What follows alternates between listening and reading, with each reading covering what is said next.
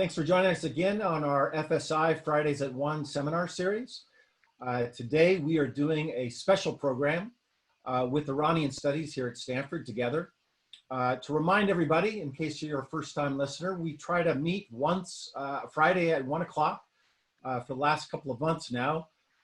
Most of our seminars in this series have been devoted to COVID, but given recent developments and protests and the killing of George Floyd, we are now expanding the aperture for this seminar series to talk about all sorts of things related to both domestic developments here in the United States, but also what are the implications of these developments for democratic movements around the world and for autocrats around the world.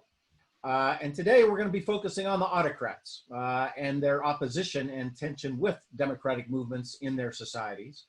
We have an all-star panel lineup today, a truly incredible group. And I want to thank my friend Abbas in particular for inspiring this particular panel. It was his idea, not mine. We're going to bounce around the world with 4 different experts talking for 5 to 8 minutes, and then we're going to open it up to you, and maybe even I might say some things about Russia if we have some time. Let me introduce our panelists right now in the order they'll speak, and then I'll turn it over first to Abbas. First up will be Dr. Abbas Milani, who is the Hamid and Christina Moghadam Director of Iranian Studies here at Stanford. He's also a visiting professor in the Department of Political Science, a research fellow and co-director of the Iran Democracy Project at Hoover, and a fellow here at the Freeman Spogli Institute. He's published lots of books. I'm looking at them all now, wondering when he found time to do them, but this latest one was on the shop. Next, we'll hear from Dr. Nancy Okale, who is also a visiting scholar here at CDDRL. Funny to think of that, because Nancy first came here when 2005, I want to say, Nancy, was that right? As a summer fellows that we run over the summer here at Center on Democracy, Development, and Rule of Law. She's now Dr. Nancy Okale. She spent 20 years working on issues of democracy, rule of law, human rights, governance, security in the Middle East and North Africa region. She has done many things, but you may remember she was one of the many people that was banned from Egypt, one of 43 non-governmental organizations convicted and sentenced to prison back in 2012 when she was running Freedom House. And to the best of my knowledge, you've never been back to Egypt since, Nancy, right? And cannot go back there to this day, but we're glad that you're here with us here at Stanford. Next up will be Dr. Didi Kuo, who among many things is the Associate Director for Research and a Senior Research Scholar at the Center on Democracy, Development, and Rule of Law, where she also runs the program on American democracy in comparative perspective. She also runs our honors program at CDDRL, and her latest book is Clientelism, Capitalism, and Democracy: The Rise of Programmatic Politics in the United States and Britain. And batting cleanup today is Dr. Larry Diamond, Senior Fellow at FSI, Senior Fellow at the Hoover Institution, has written literally, it's 3 paragraphs of books that I'm looking at right now. So I'm not going to mention them all, but we'll mention his latest book called Ill Winds: Saving Democracy from Russian Rage, Chinese Ambition, and American Complacency. And please see his latest column in the American Interest, which was exactly on the topics we're going to be discussing today. So thank you all for joining us. And with that, let me hand it over to Abbas to kick us off. Thank you, Mike. Thank you for helping organize this, as is the case with everything that happened at Stanford in all the years I have been here. That you and Larry have been essential in making it possible. And while the initial idea for this was mine, turning it into what has become this session was the result of both of your interventions and suggestions and additions. So I'm humbled by your friendship, and I have learned a great deal working with the 2 of you throughout these years. Thank you. It is very, I think, interesting that the session happened to happen on a Friday, on Friday, June 19, the day where slavery officially ends in this country, but the day also of one of the most brutal massacres of African Americans in this country. Slavery, I think, is one of the three original sins of the American Constitution. You can't talk about the American Constitution and democracy and not mention these three sins. The sins against African Americans and slavery, the sin against Native Americans and the absolute destruction of their way of life, and the sin against women and not giving them a right to vote for another almost century. I think what is clear about the American democracy, at least in my view, what has hitherto been the most shining sign of it, its resilience, is its ability to correct itself, although it has been very hard in correcting its sins against people of color, but it has that ability, and I hope we can see a reinvigoration of that hope and that ability to walk us through the next phase. I honestly think that this is a kind of a post-Orwellian moment, that we're talking about the abuses of authoritarian regimes, of failures or faults, both structural failures and tactical faults in American democracy, when the United States president is alleged to have told the president of China that he should build more concentration camps in order to contain the Muslims. And the country that I'm going to be talking about, Iran, that considers itself, repeatedly claims to be the defender of human rights, particularly of the human rights of Muslims, has never said a word about this massive incarceration of Muslims for the simple fact that they're Muslims. And both the leader of China and Iran, as well as the leader of Russia, that has probably committed one of the greatest mayhem of Muslims in recent years in the killing of what they did in Chechnya and what they did in containing the opposition in that place. All of those feel themselves emboldened to say, we have the right to criticize the United States. We have the right to offer an alternative. In a sense, a new international of authoritarianism, of pseudo-totalitarian regimes, or fully totalitarian realized regimes are now challenging democracy in a way that I think might be unprecedented for the last 50 years. After the end of World War II, when Stalin was establishing his hegemony in Eastern Europe, he was calling the satellite states Soviet democratic republics. The idea that democracy was a still, albeit Soviet republic, people's republic, democracy was an alternative desired model, was very much part of the political discourse. In this new land, I think, in this new phase, we are witnessing a more serious challenge. Khomeini gave a very unusual talk that created truly a viral response in the internet. There was even a BBC Persian program for it, discussing it. And that was when he said, after the brutal murder of Floyd, he said, they kill people in America and they don't even answer for it. Here is the regime that in its last year alone, it has killed over 1,000 people. The regime didn't ever even announce how many people it had killed. Eventually, after 7 months of silence, eventually came up with 220 dead people, people who had demonstrated for economic grievances. And then they arrested 7,000 people. They still haven't said a word about the number of people arrested, the number of people killed. They haven't arrested a single person for being responsible for all of this.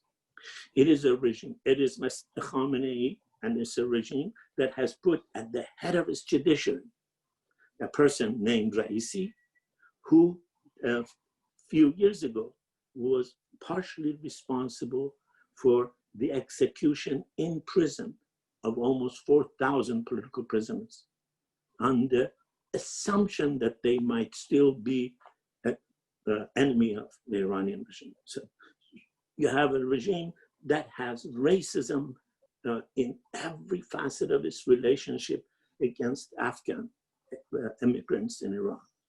You have a regime that within the last few weeks, there have been several incidents of attacks on Afghan, one on Iran-Afghan border, one in Iran outside the city of Yazd. So it is a regime that can hardly claim to represent any democratic value. But it feels emboldened to say American democracy doesn't work, they're not responsive. In trying to understand authoritarian use and abuse of this moment of crisis in democracy, and I have read Larry's book, and I am alarmed by his alarm about what he thinks is a kind of a challenge or onslaught on democracy.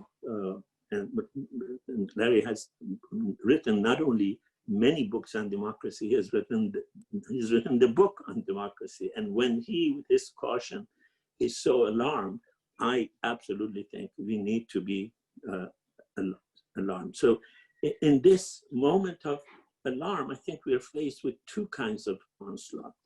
One is the attack by two-bit authoritarian regimes who use every failing of American democracy to say, we told you so, we are not the only ones who kill you, the Americans do it as well, so don't complain.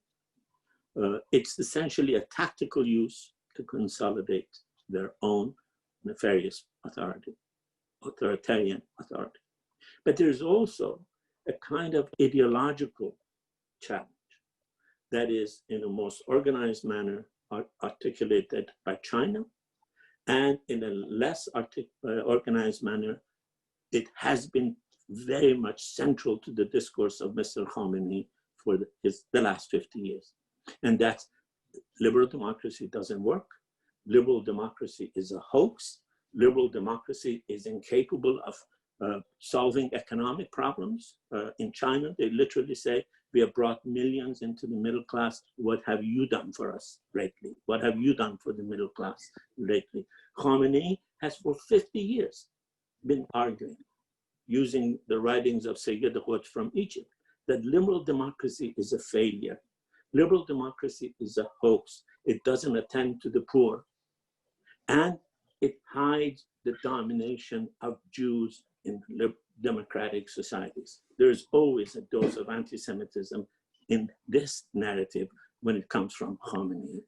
China does it a different way. So we have to, I think, struggle to provide the arguments to these nefarious responses. And I think the best response to it, of course, is to fix the American system and not have these kinds of brutal racist attacks on people of color and misogynist laws against women. Terrific, Abbas. Thank you for getting us started. Nancy, over to you. Thank you. And thank you for having me talking about this very timely and important issue. I'm going to follow from what Abbas said about what happened in Iran, and I just want to speak about the reaction around the world, both from the side of the autocratic regimes and from the people in those countries.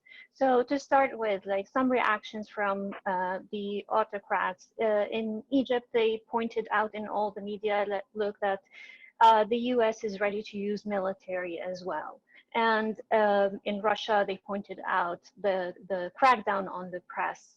Iran is we've seen the tweet of Zarif when he just took part of the statement against crackdown and protest and crossed away every word that says Iran and put America instead. So just showing that you do that too. China was a bit more creative because it focused on its own interests. So the message was directed to the African nations and talking about how they respect African Americans and African culture, with the aim because they are keen to continue to promote their interest in Africa. And we've seen like how dangerous this is with like for example, the increasing loans of Chinese loans in Nigeria and the financial crisis that it's driving it. And that's from the side of the autocrats. Egypt and Turkey both also used a different, an additional point is that which that the people who are actually committing these acts in the US are the Muslim Brotherhood, and Turkey also said that it's the PKK and the Kurds who are actually supporting the Antifa, and these are terrorists, and we've told you so before. So these are the reactions from the autocrats. From the people, there is like a lot of messages of solidarity and relations. In Egypt, we've seen so many people posting pictures from the Tahrir Square and how they relate and the similarities out there. In Israel, we've seen the protests and the slogan Palestinian Lives Matter, which happened also after an autistic man got shot by the police because they mistakenly thought that he had a gun. In Idlib, in northern Syria, they had the mural of George Floyd and the words like Black Lives Matter. So there are many expressions of relation and connectivity from the people to the people. And there's also many expressions of relations from the side of the autocrats to what happened in the US. But there's a different, of course, reason why each of them relate, and why do they need to relate.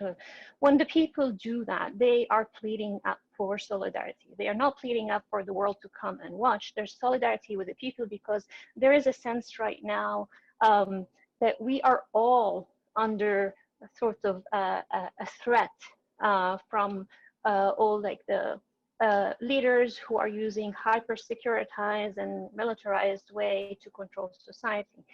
And they are seeking this from the right perspective, that they are the standing point is that they are seeking justice. Whereas the autocrats, when they are relating this, they are trying to seek justification for the use of force.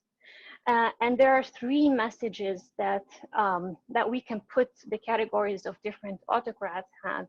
One of them is that your enemy is our enemy, or our enemy is your enemy. It's like the examples of Turkey, Egypt, when they are talking of the PKK. We told you that these are terrorists, and they are actually participating in the looting and the chaos, and they are too. It's not just our threat; it's your threat as well.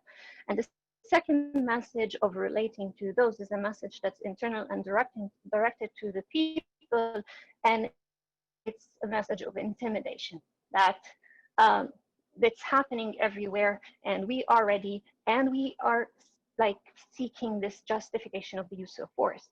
But the third and most important reason why all of them are doing that is seeking legitimacy. A sort of informal legitimacy. Why do they need to do that? Because they are aware and know and recognize that the policies and approaches and repressive methods they use are illegitimate. And some of them themselves are illegitimate. So they turn to seeking Western countries are doing it, the US is doing it, and that's the proper way, particularly in Egypt, for example, saying like, oh, the use of military is actually a possibility and sometimes it's needed and necessary. So that is actually interesting to see how governments and autocrats try to seek that sort of legitimacy when there is a use of force. And that takes me to the issue of the police practices in the US and how we look at that and what does this crisis mean. I'm sure everyone right now recognizes that these are not just a few bad apples. And these are not just an isolated incidents, that there is systematic racial discrimination and racial injustice, and those practices are repeated in many places. Um, and that has an effect on society in different way. It has an effect on society, internal dynamics. It has an effect on internal dynamics within the police, and also another effect with the interface between society and police. For the people, the most dangerous part is that the loss of trust. And these might be just some incidents, but the incremental development of the accumulation of those incidents is leading to this lack of trust. And there's like a very good piece in the New York Times a few days ago, giving examples from South Africa of the impact of this lack of trust, is like how when the police continue to use some of the practices, the apartheid era had led to a situation where the people who are more powerful, the rich people, started to live in gated community and use either cars, their private cars, where the marginalized people were the ones who are left subject to that. At the same time, there was another example from Northern Ireland where it became very difficult, even after 2 decades of the peace, that we see that it's very hard to convince people with the formal forms of justice, that they would rather follow an extremist parliamentarian than to just seek the formal way of justice. So this lack of trust has a really significant and alarming effect in society as a whole. Now, with those things happening also within the police, and the fact that these are not simple incidents and just like isolated incidents, has an effect on the internal dynamics there, where the police start acting as a gang, where they are covering up for each other and they are protecting each other's and covering for the wrongdoings. And we've seen how like this sort of approach, like for example, when we see the 57 police officers who resigned in Buffalo because of the firing of the police who hit the man over there. And this is problematic because also it creates a situation where like officers who observe the law, who do not practice these things, become the ones who are ostracized. And then from there, we want to look at how this affects the dynamic between the police and the people. What is very important to see that, as Larry has said also before, that the interaction of the police with the people is the most visible way of the people connection with the state, is the first interface with the state. And when the social contract between the people in these communities changes from being based on mutual respect for the law and mutual rights and obligations to mutual complacency and mutual covering up and doing favor for each other, that becomes really a situation that has implications that goes far beyond the immediate abuses to the racial communities. And Vesla Weaver from Johns Hopkins, I think, put it in a very articulate way, because it shows like when this happens in those communities, this became or translates the meaning of American democracy for those communities. This becomes how they understand and relate to American democracy. So this is an issue that needs to be understood in that wider sense. And it's also an issue that is not about the moral stand ground or the moral ground of the US and the image of democracy outside, but also internally. And that makes me worry so much when I see images of police officers taking the knee, or the emotional images from around the world when people taking the knee. I mean, certainly it's positive. It's good to see that. But I get concerned when I see them because of two things. First of all, they become reductionist in a way that indirectly shows that this is the problem. The problem is police brutality, where we want to show that this is an issue of legitimacy. This is an issue of the unequal relations and the marginalization of vulnerable people. And it reminds me, for example, when I used to see the romanticizing of the images of the Christians and Muslims in Tahrir Square, where the Muslims are praying and the Christians are protecting them, because this is very nice and symbolic, but this is not a space of contestation. This is not a space of competing over resources. So it's normal that they would be in peace together. It's normal to see people abroad taking the knee as a symbol of support for racial injustice. But when it comes to competing over resources, when there's like it's either my job opportunity or your job opportunity, my vote or your vote, this is when the conflict starts, and it goes beyond this romantic, positive, humanistic kind of view that we see. And this relates also to the issue of how this happening at the same time when COVID-19 is happening makes the problem more complex, because COVID-19 has this effect of the decline of the economy, the loss of jobs, and even makes it even more, creates like further tension and further marginalization of those people. So that's why I think that it is important that when we talk about this issue, we do not talk about it as just an issue of police brutality and racial injustice, because it's beyond that. And it's not beyond that in the sense that it's happening and systemic, everyone is recognizing that already, but it's an issue of marginalization in general of those communities and their understanding of their citizenship and understanding of the meaning of American democracy as they experience it in their community. But just like one positive note at the end is that while this is all happening, it's also creating a momentum that I haven't seen before from people across the world, but also within the United States. A number of protests and the sustained messaging and sustained demonstration of rejection of all this is very important to capture that moment. And it's like, as Larry said, crisis is a terrible opportunity to miss. Thank you, Nancy. Fantastic. And just so everybody understands, Nancy turned off her video to help with the audio, and it did help. So thanks for doing that. Questions are piling up in the Q&A. I encourage you to write to me, and I'll try to get to as many of them as I can. But over to you, Didi. Okay, great. Thank you, Abbas and Nancy, for giving us a sense of how autocrats might be capitalizing on this moment, and in general, how the rest of the world is seeing the United States. It feels like an incredibly pivotal moment in our history. Today, I'm going to first contextualize the way American democracy is sometimes used, especially by authoritarian leaders.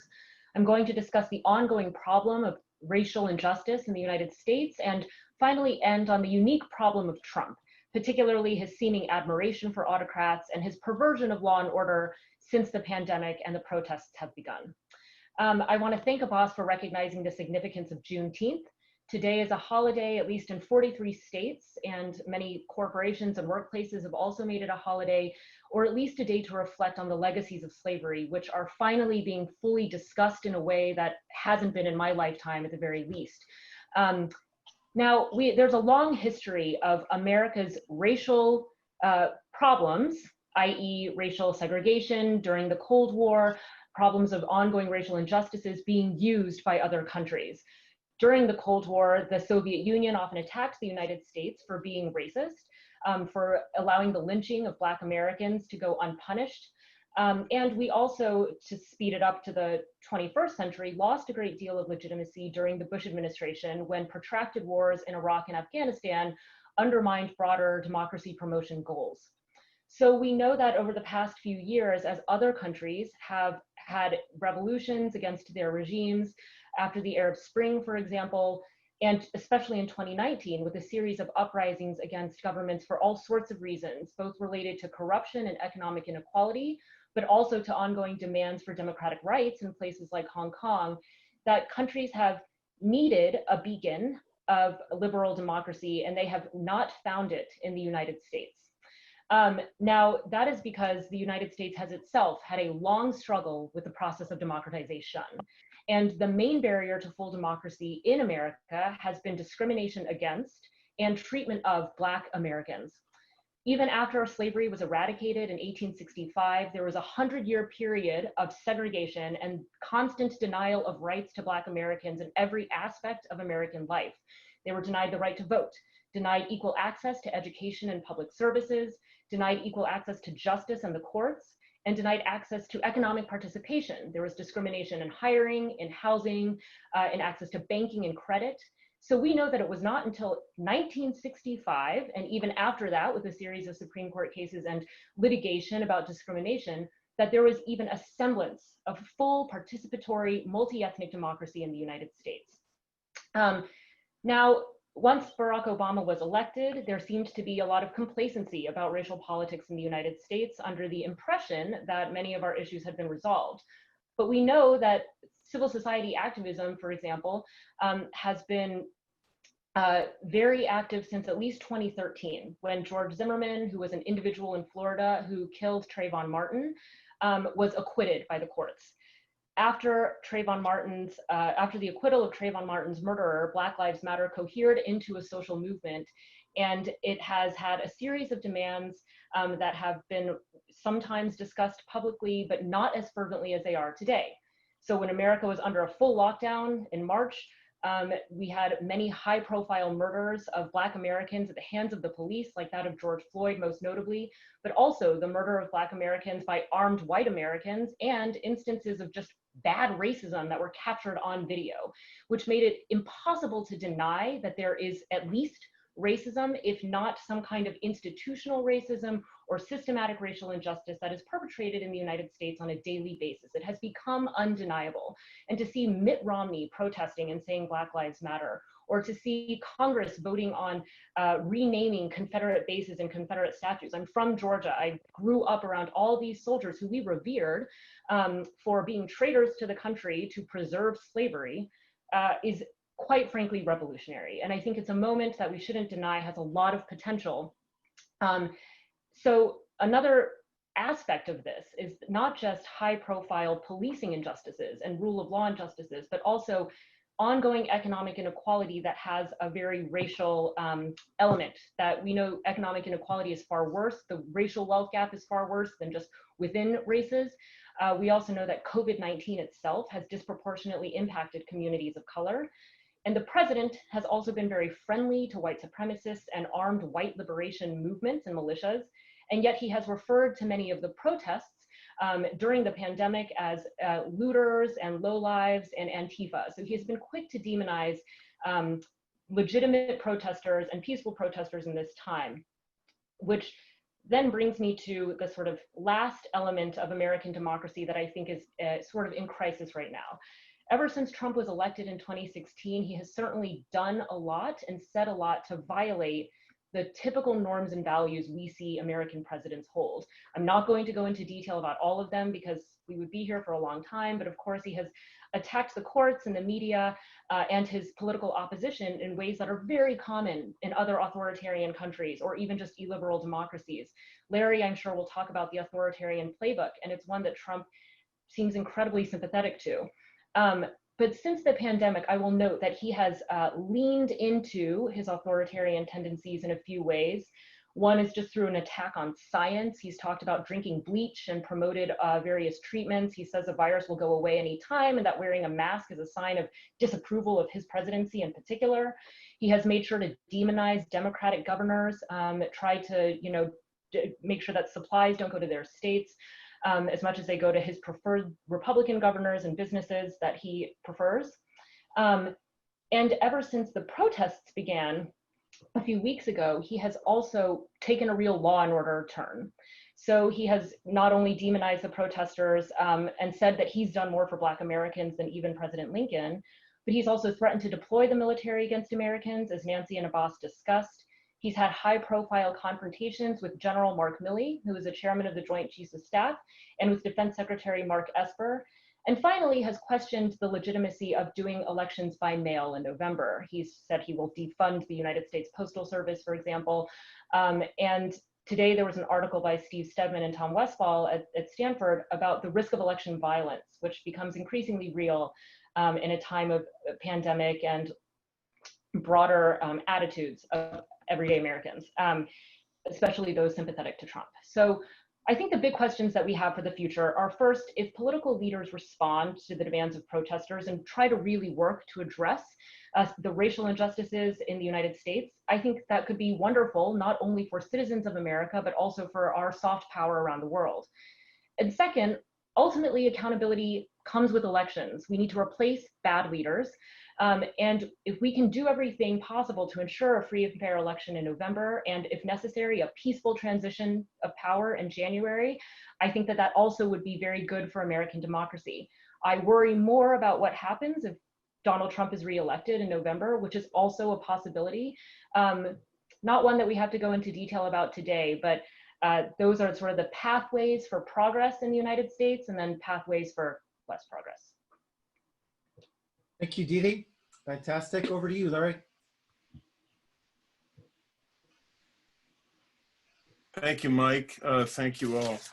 Well, I'll make just a few brief comments here. I want to begin by saying that autocrats are absolutely gleeful now around the world. I think they have been increasingly under the presidency of Donald Trump, in part because he feels such warmth to autocrats.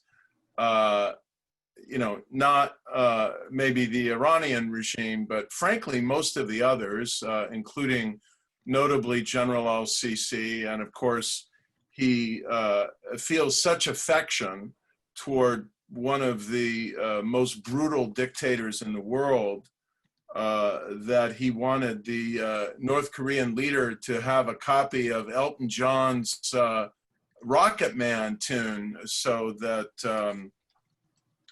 that dictator would understand that everything Trump was saying was just an expression of affection. And indeed, worse than that, admiration for the way they rule, which we now know from John Bolton's book in even more horrifying depth than we've learned before, from Bolton recounting through the apparent revelation of the American translator, Trump's not only wink and a nod, but explicit enthusiastic endorsement of Xi Jinping's decision to detain in concentration camps over 1 million Uyghur Muslims. But there is a very deep contradiction in the glee and in the propaganda that authoritarian regimes are spinning in response to the crisis, and I think it is a deepening crisis of American democracy. On the one hand, they're saying, and you know, they're saying in Iran, they're saying in China, I think maybe they're saying in Russia. Mike, you can comment on this. The U.S. is hypocritical. It's saying that everybody around the world should support and observe and respect human rights, but the U.S. is not adequately respecting human rights. The U.S. isn't democratic enough. And then they're saying the U.S. can't maintain law and order. There's chaos in the streets. And we, with our mano duro, our strong hand, we know how to deal with this. And only the mano duro can maintain order. In other words, the U.S. is too democratic, too weak, too sensitive to that Universal Declaration of Human Rights. And I think that what we need now is a global messaging campaign that shows the contradiction and the hypocrisy in what they're saying. So these are my 6 points in terms of response to the authoritarian propaganda. And I think it requires, underlying all of this, a very strong dose of humility on the part of the United States, that we know we are very far from perfect, that as Abbas said so eloquently to start our conversation, American democracy was born in pretty profound and horrifying original sin. And we are all the 195 or so independent countries of the world trying to live up to, or should be trying to live up to, the Universal Declaration of Human Rights. And we should all hold ourselves accountable. And crucially, I want to stress, allow others and respect others to hold each of us accountable, each of us as nations, to the Universal Declaration of Human Rights and the International Covenant on Civil and Political Rights. So I think we need to stress that these are universal values. They're not American values. We recognize that we are imperfect. This is a continual struggle to be respectful. Secondly, I think we should heartily embrace transparency in two senses. First of all, the transparency of welcoming, affirming, and protecting honest, objective reporting on what's happening, including by the brave, I will call them citizen journalists, who took out their cell phones and captured the video evidence of this horrifying police brutality and murder. So we welcome transparency and reporting and recording, and I think we should welcome international transparency.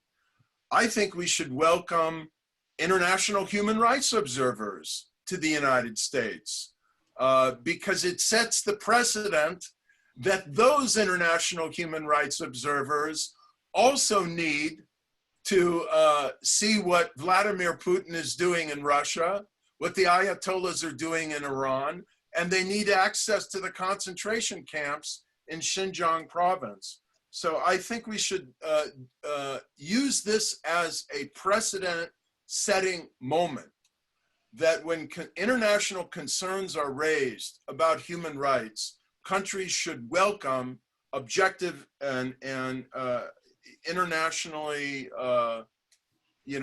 legitimate, as through the UN, for example, international scrutiny. The third point I want to make is that we need to be pretty vigorously and openly self-critical of our own shortcomings in our international reporting and our international broadcasting. Our international broadcasting, our effort to wage the battle of values, the battle of ideas, and the struggle for truthful and free information with Vladimir Putin and the Kremlin elite, with the Chinese Communist Party state, with the General al-Sisi's and the Ayatollahs of the world. That battle will not be credible unless we are critical of ourselves. And I have found, I think, Mike, you have found it, and some of the rest of us when we speak abroad, that when we are maybe even shockingly self-critical to international audiences, it gives us credibility and in a strange, ironic way, moral authority to raise concerns about others because we welcome criticism of ourselves. And what the Trump administration is doing now, including just in the past 24 hours, to undermine the objectivity and political independence of the whole array of institutions within the umbrella of the U.S. Global Media Agency, and of course the Voice of America, is shocking and extremely counterproductive and self-defeating.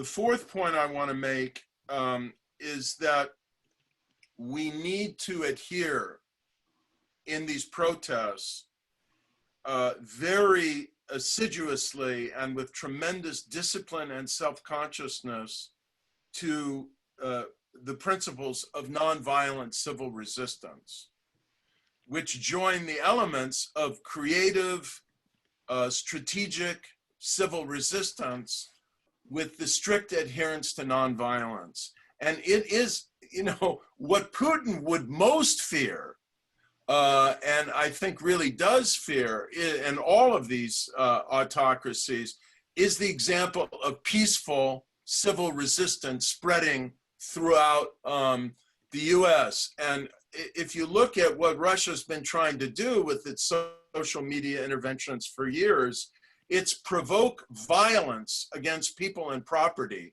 and lawlessness and disorder so that they can discredit mass protest.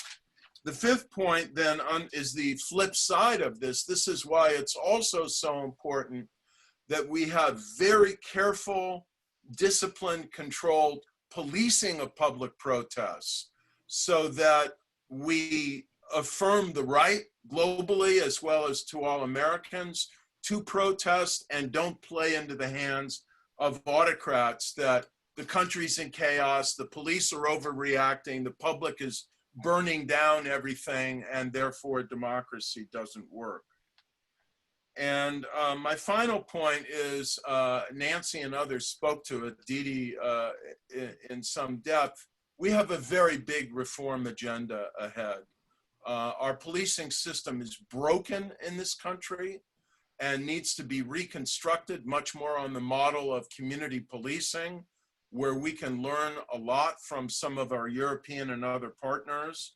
We've known for years that our criminal justice system is deeply broken and that both of these, policing and more broadly criminal justice and imprisonment, are, you know, horribly intertwined with the sinews of institutional racism and pervasive bias. We've got huge challenges on the social and economic justice front in terms of inclusion, and that applies to universities as well and research institutes. And so that's a burden on all of us. And now we've got the most immediate imperative of generally ensuring a free and fair election, which Putin badly wants to sabotage so that we can disprove the authoritarian narrative that democracy doesn't work, but also fighting voter suppression. I want to close with two quotes. One is from a Chinese student I know who wrote me on June 4th. And this is the flip side of the authoritarian foreign narrative. And I know that what this young person said captures a lot of what our Draper Hill Summer Fellows and other foreign Democrats in civil society and also have felt, and that we are hearing from them. He writes, "I was extremely disturbed by the horrifying suffocation of George Floyd and Trump's senseless responses to the protests. And then last night by Tom Cotton's New York Times op-ed, given the particular timing on the eve of the Tiananmen anniversary, seeing something like this was simply heartbreaking. I've been in the US for several years. I will stay for another several, if not much longer. I can't emphasize enough how much I love this country and the spirit of democracy it represents. I sincerely hope that America will overcome the tragic damage that's been done and continue to perfect itself, note that word, perfect itself toward the promise of affording life, liberty, and the pursuit of happiness to all." And so now I just want to say about hope and perfection, I want to do what Fareed Zakaria did a couple weeks ago on a show and quote the final lines of Sam Huntington's book, The Promise of Disharmony, which I think is very relevant to this moment and gives us our marching orders, Critics say America is a lie because its reality falls so short of its ideals. And of course, that includes our authoritarian critics. They are wrong. America is not a lie, it is a disappointment, but it can be a disappointment only because it is also a hope. Thank you, Larry. That was fantastic. I have a dilemma here. I've got like 40 questions in the queue. I've been asked by some people to say 2 words about Putin, but we're supposed to end in 7 minutes. So can I just see a show of hands? Can our panelists say 15 extra minutes? Is that okay? Dee Dee, can you stay till 1:15? Nancy's frozen. No, she just blinked. Okay, good. So we're going to do that. And those that have to drop off, you have to drop off. I apologize, but let's do that. Let's agree to that. And therefore, I'll take the prod from one of the questioners just to say 2 words about Putin. But it builds on what's been said, although I want to come back to Larry's list in particular. So first, Putin and his regimes and his proxies. You won't be surprised, of course, that they, just as Larry said, they love this moment. They love the whataboutism of it.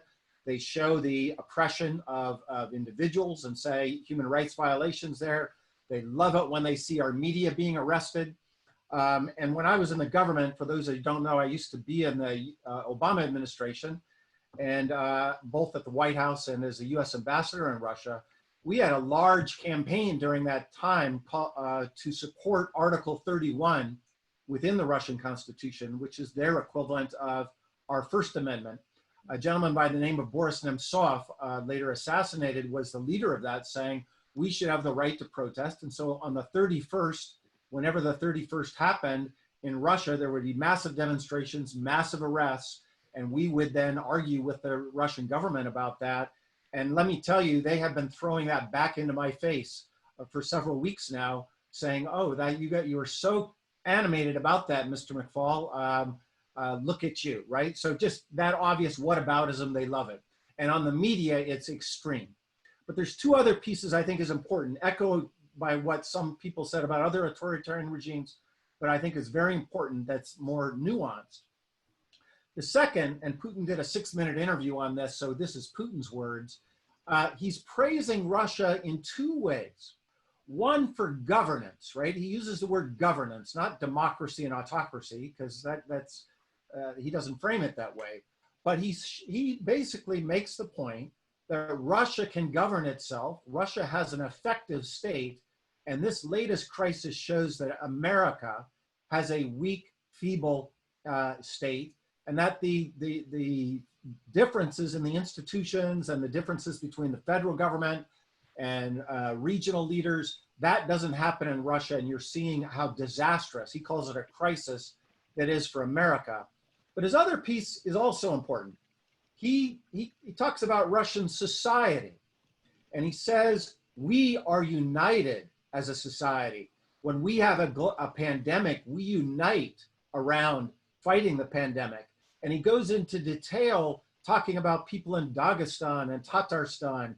He is echoing that they are a multi-ethnic society that unites in the interests of the state, государственность, for those that understand Russian. And he underscores the lack of a common identity and a common, with respect to the state inside the United States.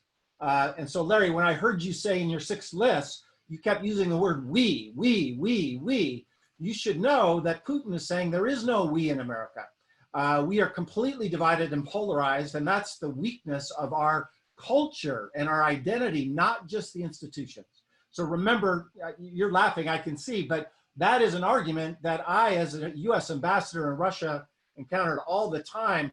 It is now on steroids when Mr. Putin says it. Well, he's done a pretty good job of trying to split the we up as much as possible.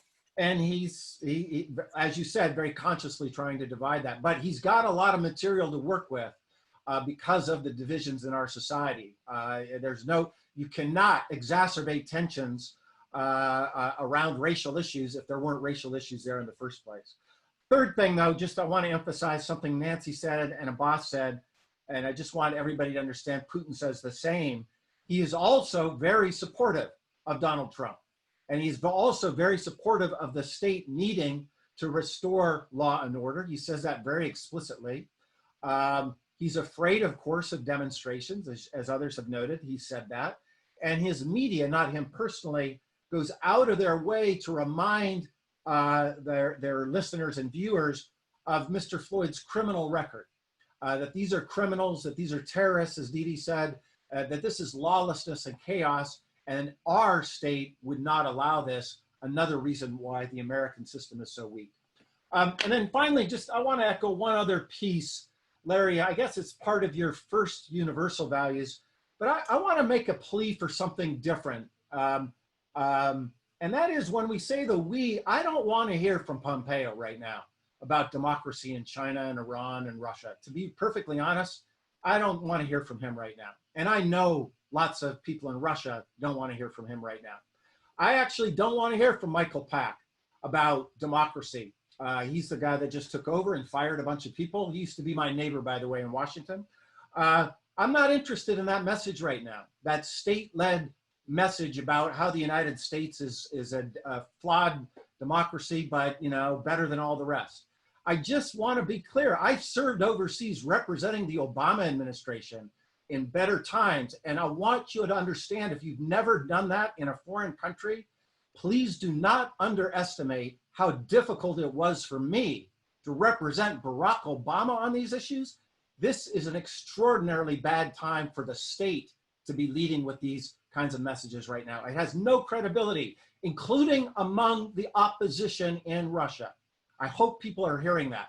They are not interested in statements from the government about how they care about it. What they do want is they want more transnational solidarity from Americans. They want a global movement for democracy that doesn't necessarily include the state. And Larry, I know you've been involved with many, and lots of people on this call have been involved in other networks, but I think that's a challenge to us all to kind of think about it that way, not state to society, which is, not very useful even at best. I did that, for 5 years in the government, but society to society, so that when we're criticizing regimes, we're doing it as a transnational civic movement, not the United States government or other governments. And I just say that I was just on a call earlier today, reflecting on this during a call that Clay Carson organized with some folks about the Martin Luther King's role in doing that.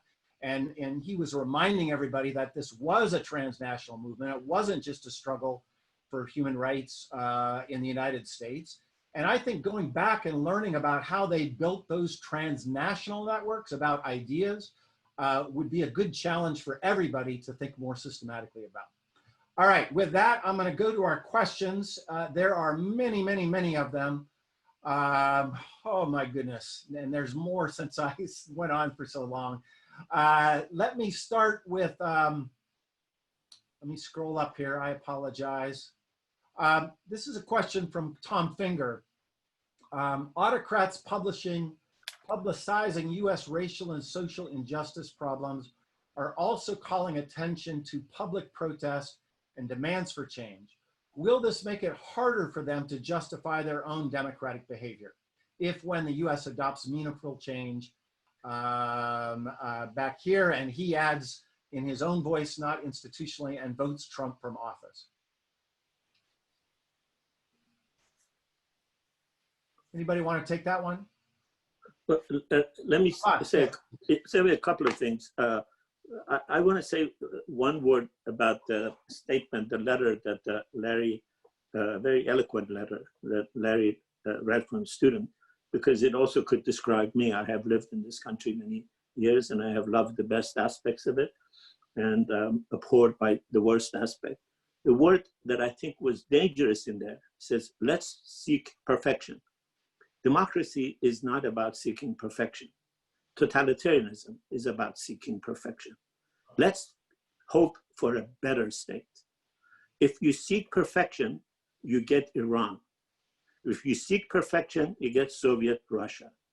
If you seek, as Hannah Arendt says, the best possible state that understands humbly the limits of the human species, that understands humans are humans and cannot be created into a perfect socialist, Chinese, Islamic, Nazi, new man and woman, then we can have democracy. Forget about perfection. Let's improve.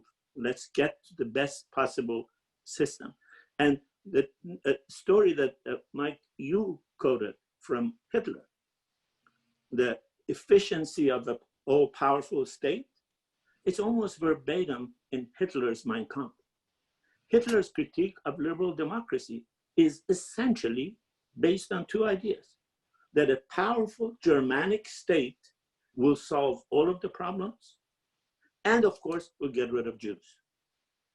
He hasn't, Putin doesn't get into that state, but the notion that a powerful state is what we need, instead of the liberal democracy that allows all of these fractions and all of these pluralities, that's an old story. But the power of this story, I mean, I really suggest we all read, if we haven't, Sedgwick's book, so The Assault on the Modern Age, a critique of the modern age. He talks about movement from Germany to Latin America, from Islamic movements to the US, that have for 100 years say liberal democracy, breaking authority, going away from a centralized absolute authority doesn't work. In Iran, they've taken that idea and made a very interesting switch to it. They said, we got to take it back to an all-powerful state, but one that is guided not by human, but by Allah. Legitimized not by humans, but Allah. Stalin did it by history. Putin does it by the Russian spirit. Chinese communists do it by Chinese communists, but they all say you can't rely on the failing humans to solve the problems towards a perfection. That's what we need, that we don't want perfection. We want the best system we can create, the most egalitarian system. We're sick and tired of your perfections. To the totalitarian regimes I'm talking about, not to your wonderful student. Fantastic answer. I have 50 questions here now, so I'm going to ask our panelists to be brief out of respect for those that have been with us for so long. Maybe pose two at the same time, and then I'm grouping them. I'm grouping them by topic, but this is a very specific one that has to do with the international and the domestic. From Professor Hacht at CSAC and our Department of History, I agree that the UNHCR needs to investigate the U.S. and was heartened to see that it welcomed Philonise Floyd's intervention at this point. Forgive me, I don't have my glasses with me. That's why I'm hesitating. But how likely is this outcome? What conditions of possibility might produce such an investigation? Anybody want to tackle that? Maybe Nancy? You're muted, Nancy. I think beyond, with the current power relations and dynamics, beyond the positive optics, I don't think that it would be effective in beyond that, because the image of the US is not particularly very positive from the perspective of the societies in the Middle East. So it's not like they are shocked that this is happening in the US. Of course, they're surprised to the extent of the similarities of the image of what's going on. And it would be positive to see, as Larry said, like having foreign observers to see that. But I worry that this would be looked at with like sort of a smug, just as when the Security Council would issue a statement about the US, knowing that it's not internationally, just like domestically, the US has violated like some of like the constitutional rights. It also violated many times the international international code and an agreement and treaties, and nothing happened based on that. And we need to think about how this would just go beyond the optics in order not to lose its meaning and just become symbolic, because when that happened, it just like leads to this sense of like the people becoming more jaded, and there's like nothing will change out of that, because again, it's not like they were holding America in a like a high place in terms of like moral standards because of what they see in their own countries. Right. In fact, the only positive thing is that seeing the solidarity between the people and the people, and how is the connection is happening. This is actually what's creating the positive connection between the US and the rest of the world. Right. Well, another questioner asked the opposite. Is there any evidence of coordination among the autocrats that you see, particularly in the Middle East? The person asks. This is from Mullah Hisham, by the way. Do we see any coordination of the autocratic international or the illiberal international?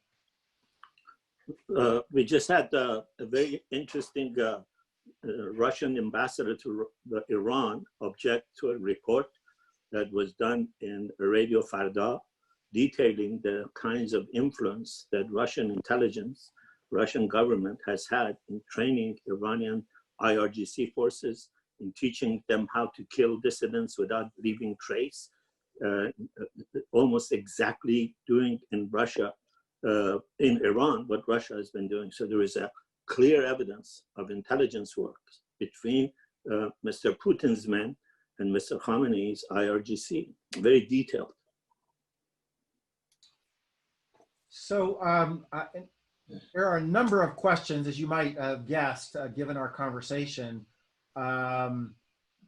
Assuming that there is a new government in January, what is the, I'm trying to summarize all of these together. I'll just add it very broadly. In fact, this might be a good place to end and everybody can take a cut at it because it's a giant question. You know, the basic theme here is we got to get better, but we don't seem like we have been getting better for the last 20 years.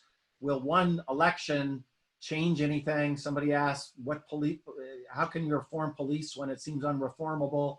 And somebody just asked, and I think it was a question towards you, Didi, just give us your long-term perspective over 20 years. What chance does the United States have at improving its democratic institutions and democratic society? Because there's a lot of people here that think that is the essence of doing anything internationally. We have to take this more seriously. So I think that's a good place to end. Why don't we take it in the reverse order?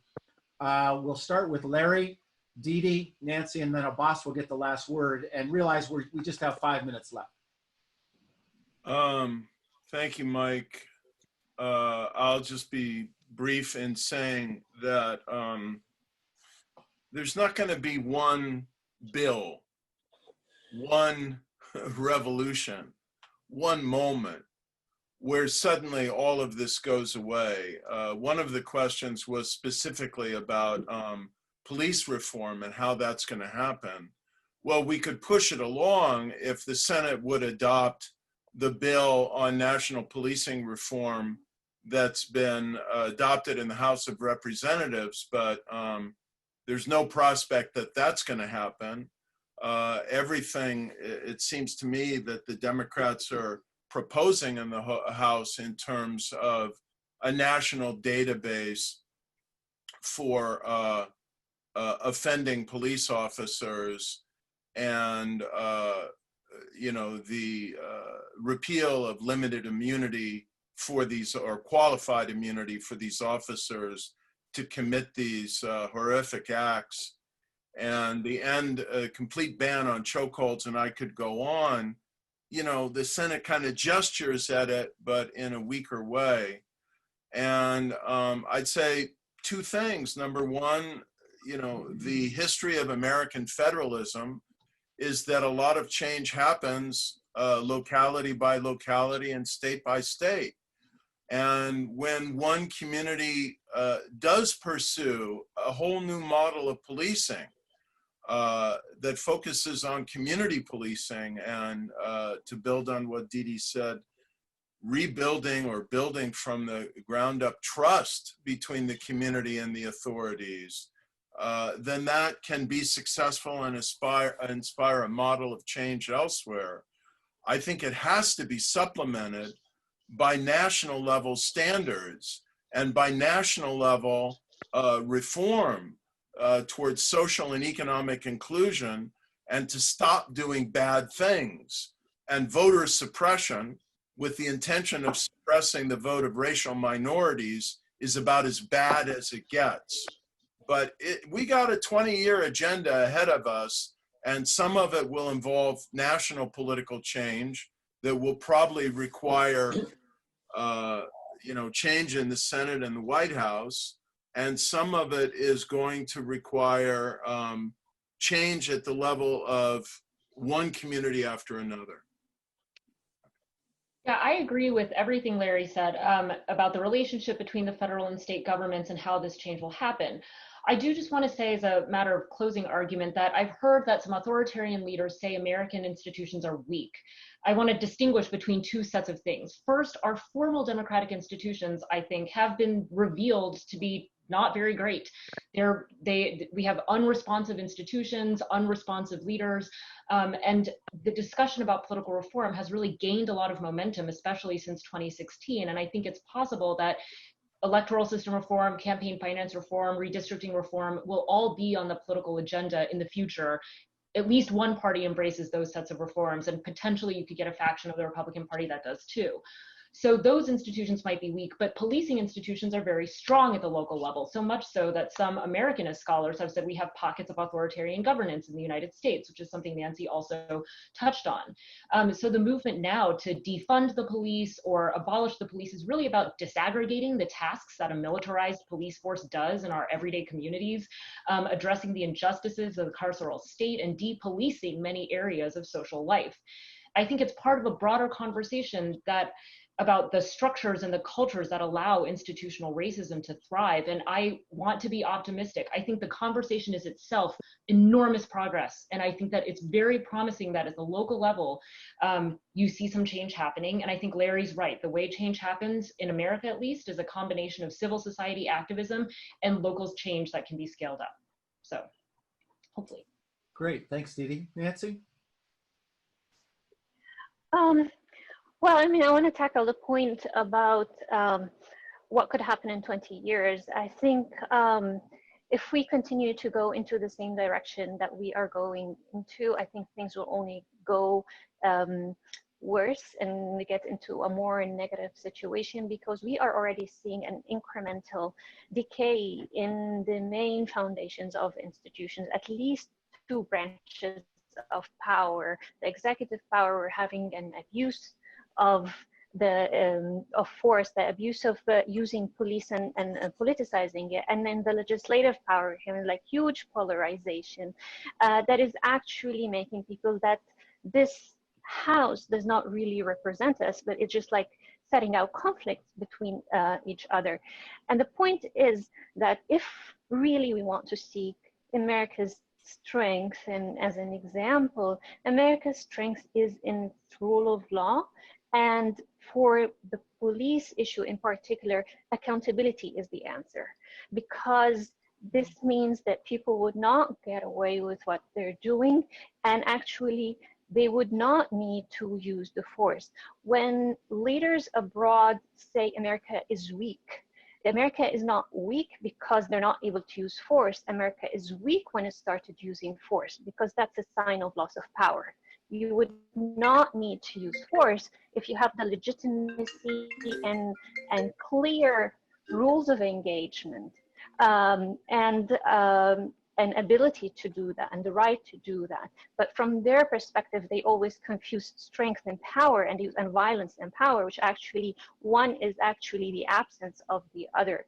So if we look at a need to respond to America's weakness is when they start using force, because that takes away from America's core and reason, a source of strength. It's like rule of law, and accountability and equality among everyone. Thank you, Nancy. Abbas, you get the last word. Okay, so I'm going to divide my brief last words to two parts. First, I'm going to address it to these gleeful authoritarians, and then to all of us. To the gleeful authoritarians, I say, I came to this country in 1964, when almost half of the restaurants, according to Johnson at the time, were closed to someone like Barack Hussein Obama. 60 years later, he was the president of the United States. Powell was the Secretary of State. Condi Rice succeeded as the Secretary of State. Powell now has enough credentials and authority to directly challenge that president. So this is a country that can change and has shown the ability to change. And I'm still optimistic that it will. The second half is that, folks, this is a different ballgame than anything else we have seen. This is a crisis, as Larry said. The crisis is different than a slight need for reform or a major need for reform. This is almost a perfect storm of anti-democratic sentiments in this country and globally. It is the kind of a perfect storm that can upend the ship. And unless we are all fully understanding the degree of anti-democratic sentiments, the degree of breakage of law, of supervision, of independent investigators, of all of the things that are happening, of the threat to not accept legal transfer of power, these things are unprecedented in this country.